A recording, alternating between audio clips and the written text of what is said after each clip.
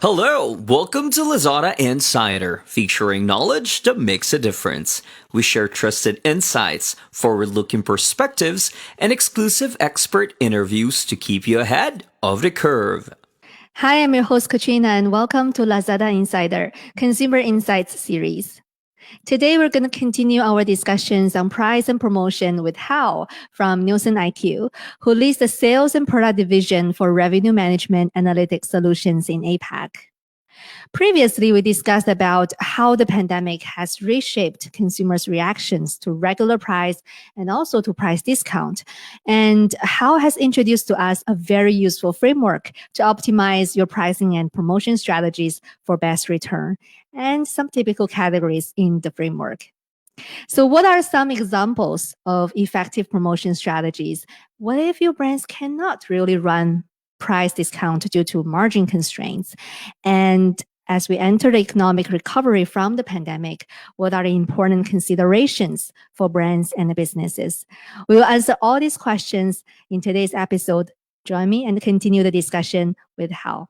Based on your observation, what kind of promotion strategy actually works extremely well during the pandemic? Maybe you can share with us a couple of examples to illustrate. Absolutely. So in here, we need to clarify what was the pandemic, right? So during the turmoil period where everyone was pretty much running to the supermarkets to buy products, it's what we call panic buying. So at that point, it didn't make any sense to run discounts or any sort of promotions because you had already a huge pressure on supply chain, and you would only be adding pressure by running discounts. So what we have seen, and it was quite wise of the market, was to reduce promotions at that time during the turmoil period, during the panic buying, because people were pretty much pantry loading, right? So at that moment, the promotions or zero promotions rule was quite wise from the market, even to avoid, again, some pressure on supply chain. But when you think outside, and now that we're coming out of the pandemic and becoming more like an endemic, right? So the strategies that I mentioned before for each one of the categories are still valid. Just to now, if you drill down at the category level, for example, you would see that beer, for example, it's quite good to promote because you would be driving traffic to the store. And it's a category that it's quite responsive to discount. If you think about that, it's also bringing incrementality because sometimes you're just passing by the aisle and you see that beer that you like, or eventually, like that spirit that you like, because spirits are also sitting in the same position, the high-low position as a category as a whole. And then you see that on promotion and then you feel incentivized to buy. So this is what we call incrementality. You are fostering incremental sales. So overall, during the turmoil period, the zero promotion strategy was quite good, quite wise from the market. But now that we're getting out of it, those strategies that I mentioned to you before are super relevant, like oral and personal care, health and beauty, sitting in a high-low position where you can work with shallower discounts or can increase the average price of the category overall by limiting promotions or increasing the shelf price. So this is the strategy. And also it's important to highlight once again that even though sometimes you might know how the category overall it's reacting to both shelf price and promotions, the optimization happens at the item level because we understand that each item in the portfolio has a different role. Why? Because we have different pack sizes, we have different formats, and we have different shoppers buying each one of those products as well, right? So they have different reactions. So, for example, sometimes we see that glass in some particular categories, it's less elastic to the plastic counterparts, right? So this is something that you need to know for your category because then you can play with your portfolio and that's how you're going to optimize your strategy. Because let's say in this new environment, if you have some pressure in terms of costs, and if you need somehow to increase the average price across your portfolio, then you can play with the reactions of shoppers. You can increase more the price for those items that are less reactive in terms of regular price, or shoppers, they do not respond dramatically when you change the regular price. And on the flip side, you can be more conservative for those items that they are more reactive to regular price, because then you can still overall have a price increase that it's a specific average that you need, but you're playing with portfolio and you're optimizing the volume, the revenue, and the profit as well by doing so, by understanding the role of each item. Yeah, I think that exactly leads to my next question. You mentioned more from a retailer perspective, they can play with the portfolios if they experience maybe rising costs of supply chain for part of their portfolios. Does it still hold for brands and manufacturers? Let's say if they cannot, for their particular brands or for their particular products, they cannot lower price or they cannot do promotion out of reasons, for example, high raw material costs that we see almost, across most of the categories, or there's increased supply chain costs or production costs or labor costs, and they have to maybe keep a certain margin that they cannot lower the price. What would be your advice to those brands and manufacturers? Yeah, absolutely. Very good question.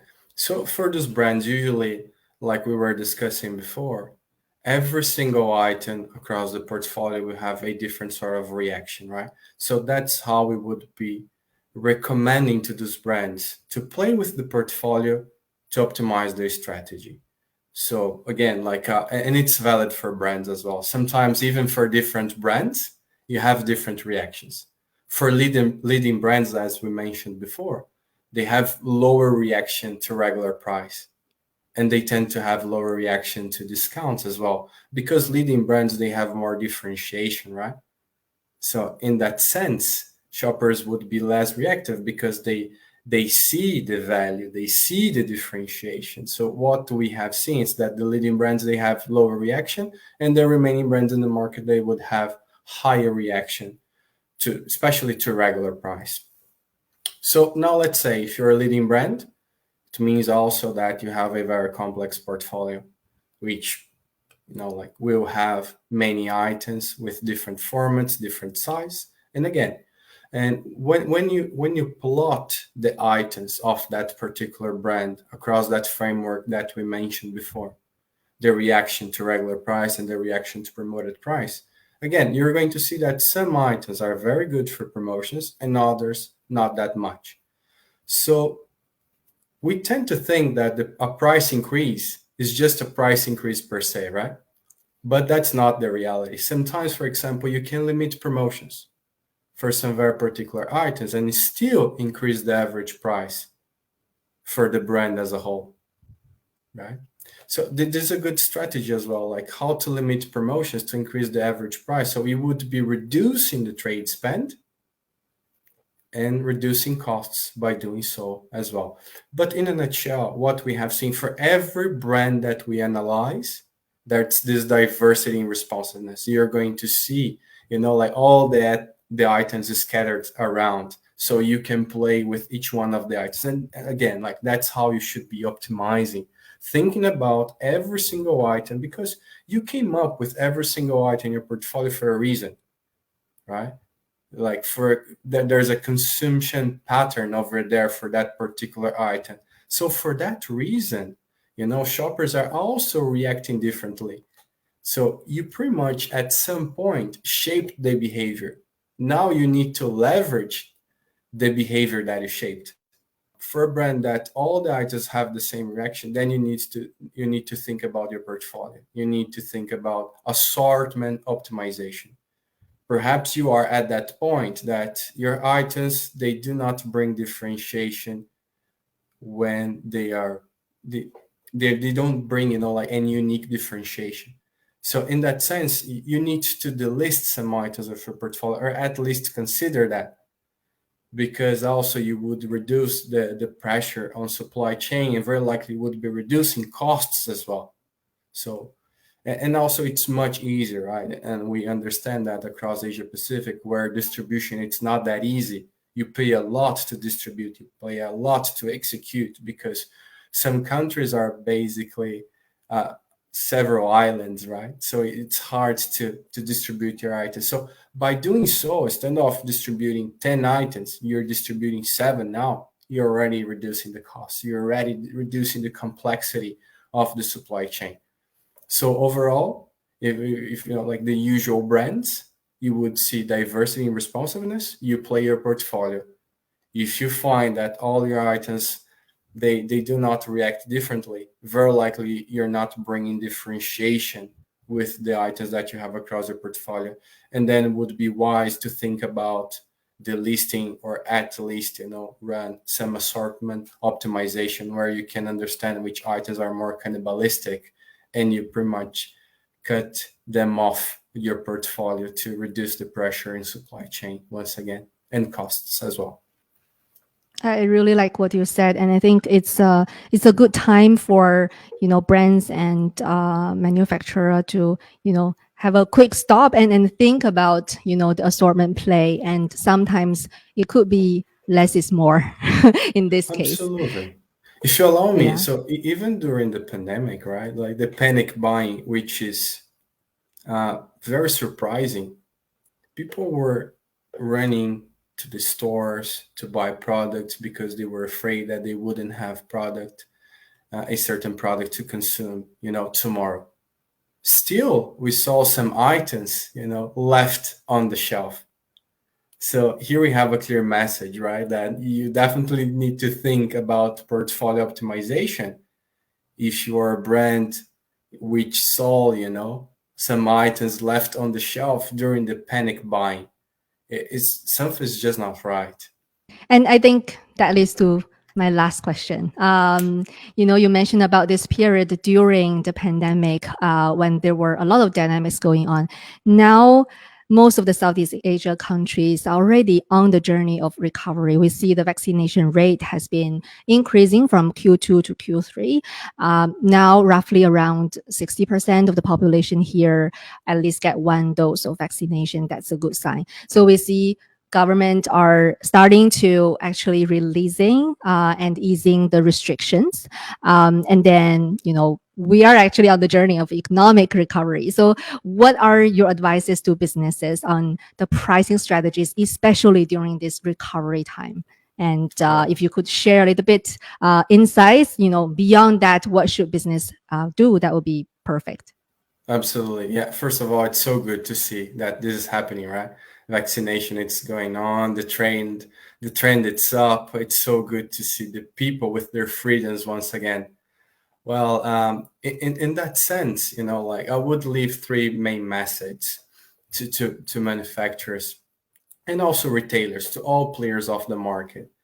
Now, in this new environment, you definitely need to think how shoppers are reacting to both regular price and promotions. So, in that sense, you need to measure now the actual response, to regular price and promotions, especially when you have analytics by your side. We have seen many companies leveraging analytics more and more and more to make their decisions, because then we would be able to come up with that framework that we mentioned before. And that sort of framework, it's only available when you have the sort of intelligence available to you, right? So in that sense, measure how shoppers are currently responding to price in this new environment.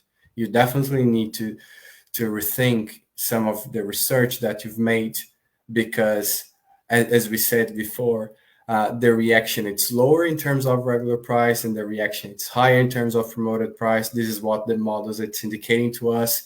It's quite solid. It's based on loyalty. It's based on many factors that we have seen as well to support this story that it's coming out of this analytics, right? So that would be my first message. The second message is that think about other drivers of volume and margin. We see sometimes that the market it's overusing promotions. It's overusing especially discounts. Think about buy two get one. Think about bundle packs. We have seen many good strategies in other markets. For example, I come from Latam, and there we were putting like very premium products together with not so premium products just to incentivize the consumption. Like the same manufacturer was doing that to promote trade up across the category, because originally discounts, promotions, bundle packs, and everything else was meant to drive trade up across the category, to increase the value of the category, not to erode the value of the category. So my first message is like, actually, you need to measure now the reaction to regular price and promotions of shoppers. The second one is think about other drivers of volume and margin. We don't have only discounts. There are very creative ways that we can come up, like to drive profit across the category, and you need to be sustainable over the long run. Just for the latest analysis that we've run, just for the categories, just for the 60 categories in the modern trade, we've realized that the market's losing $15.4 billion in wastage, which is like you're pretty much giving discounts to products that would have been sold regardless. So that's the size of the opportunity. That's a shocking number. It is. It's the level of billions. And it's much more because we were just running for 60 plus sample, which is huge already, what gives them like and only for modern trade. If you think about traditional trade, if you think about online, if you think about other channels and other categories as well, that number would skyrocket, right? So, and then my third message, it's like have a compelling category story. We have seen many manufacturers and sometimes retailers as well, only thinking about their own game. We need to think about the category here. We need to drive something that is going to generate value for the whole category over the long term, especially for manufacturers. When you're dealing with retailers, when you're dealing with your buyers, bring a story that not only benefits your portfolio, but also benefit the category as a whole. You're going to be generating revenue. You're going to be generating volume for the category as a whole. So this is what I meant with compelling story. You need to win, the shopper need to win, but also your buyer need to win. Everyone needs to win this category. The category needs to win as well, because only by doing so, you're going to have a sustainable business for the category over the long term. And we have seen many examples across the globe where, promotions, pretty much players were overusing promotions, and at some point it became unsustainable to the point that it was just difficult to generate any profit in the category with the existing items. Sometimes you need to reshape the whole category if you're not careful enough. So here are my three messages. Measure the actual response to shoppers. The second one, think about other drivers of margin and volume, and have a compelling story, not only for you, but also for your category. Excellent. I think you absolutely summarize the advices very well, and I'm pretty sure that our audience will have a lot of takeaways, from what you shared. And I'm just reflecting on what you said. One key thing is that, use this time, this is almost a tipping time for business to, take this time to have a refreshed understanding of the pricing and promotion dynamics with your specific category and products, right? Down to the product level. Another important takeaway for me, like what you just said, is use more strategic and creative promotion to attract new shoppers, to attract trials, right? It's important. And also cross-sell. And in some cases, like what you mentioned, even you can incentivize consumers to even climb up the price ladder based on what you offer. So yeah, very interesting insights, very topical insights. Thanks a lot, Hao, for joining us. Thank you. Thank you very much for the opportunity that you have given me today. I highly appreciate it. This is Lazada Insider. We hope you enjoyed this episode. Make sure you click follow and subscribe so you don't miss our latest insights and expert interviews. Thanks again for joining us. Until next time, take care.